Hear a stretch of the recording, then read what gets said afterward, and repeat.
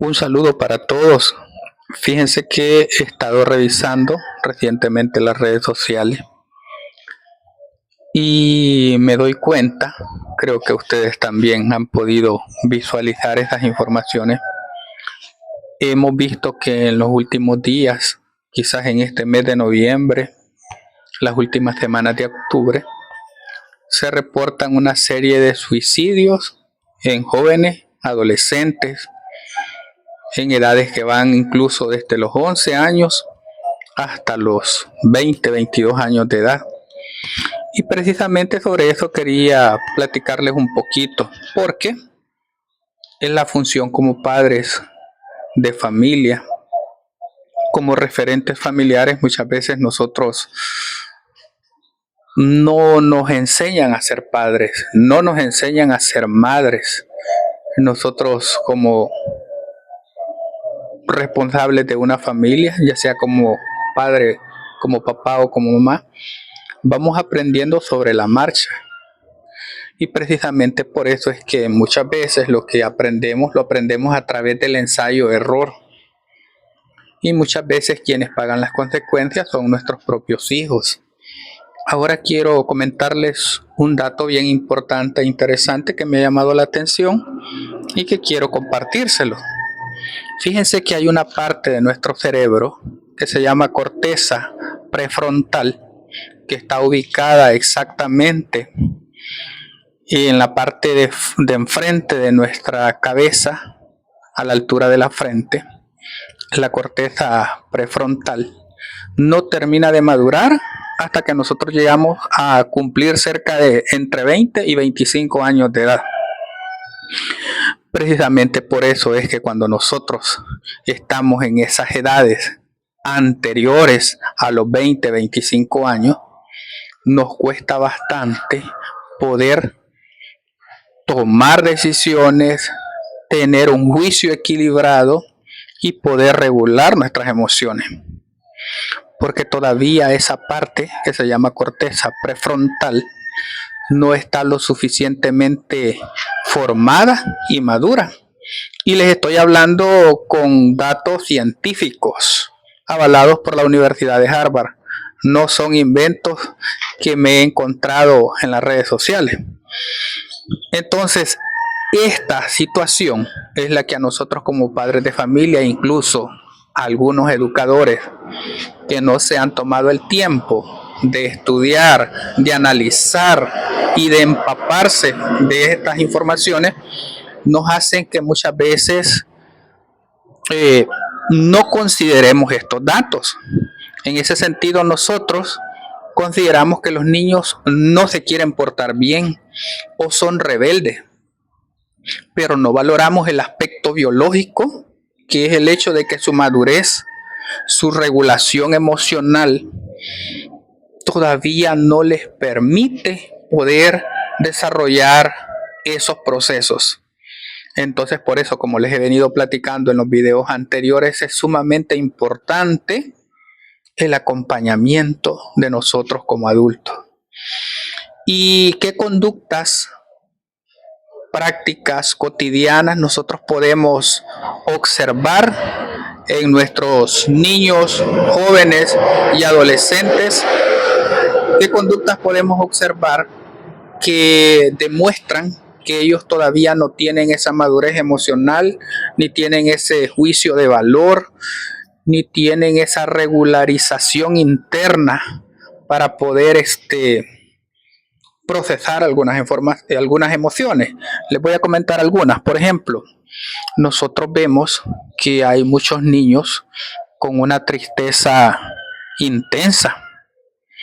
Y precisamente por eso les empecé a hablar de este tema de los suicidios en muchos jóvenes y adolescentes. Porque en esa etapa es muy factible que muchos jóvenes y adolescentes se entristezcan por circunstancias o por situaciones que nosotros como adultos tal vez ya las podemos ver como algo insignificante, pero que para ellos son muy valiosas, y que un adolescente, un joven, un niño, estamos hablando de 20 años hacia abajo,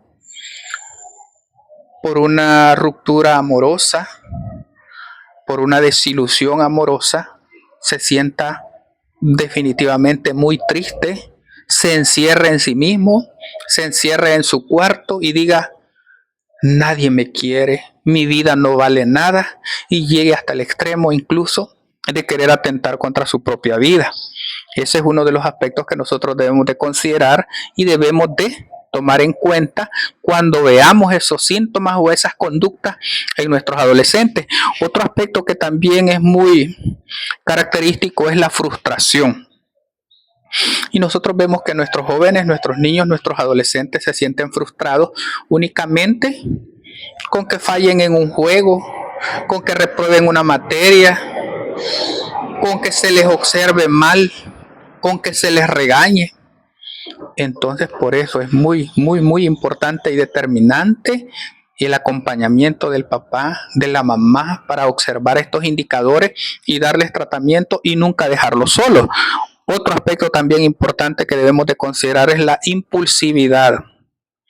Los jóvenes, los muchachos, las niñas, las señoritas, como no tienen todavía esa corteza prefrontal todavía madura, que es la que nos ayuda a poder regular esas emociones, muchas veces reaccionan con impulsividad, con violencia física, cuando una figura de autoridad, por ejemplo, les regaña, les hace una observación, un papá o una mamá que les aconseja. La famosa frase que dicen o decimos los adolescentes: no me diga nada, yo ya sé.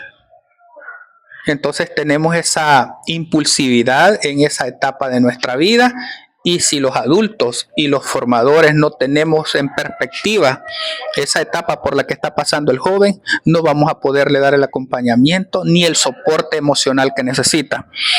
Otro aspecto también importante es la ansiedad o el miedo. Ustedes saben de que a veces los jóvenes, los muchachos, y también a nosotros de adultos nos puede pasar si en un momento determinado no se nos dio el acompañamiento y la formación que necesitábamos. Entonces hay jóvenes que tienen una exposición, que tienen una actividad educativa en sus centros escolares, y ¿qué es lo que hacen? No asisten, tienen miedo, tienen ansiedad, no están preparados. Y si no hay una persona adulta que le dé ese respaldo y esa orientación, ese muchacho o esa muchacha no va a poder superar esas circunstancias que se presentan en su vida, porque hay una razón biológica, y eso tenemos que entender nosotros como padres, como educadores, como adultos, como sociedad.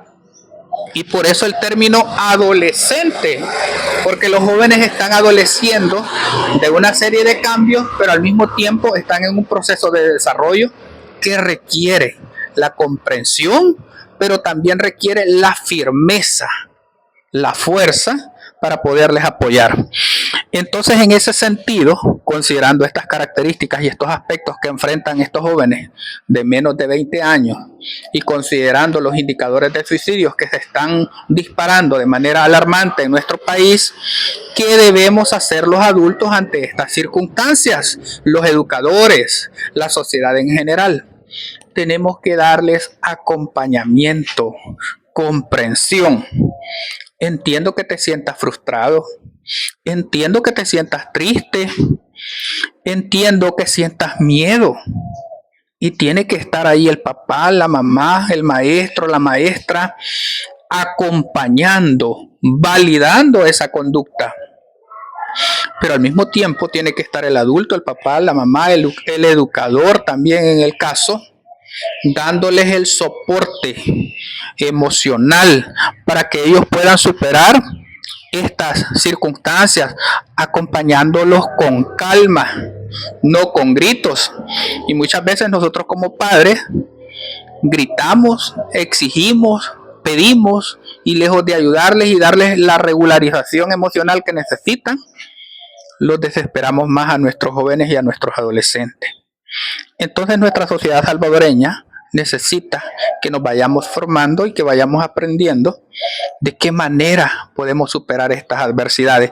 Y otro aspecto muy importante, y quizás el más importante de los tres que les estoy mencionando, de nuestro papel como adultos, como educadores y como sociedad en general, que debemos de tomar en cuenta, es el ejemplo que nosotros vamos a dar como adultos en la forma como enfrentamos nuestros conflictos y enfrentamos nuestros problemas y nuestras emociones.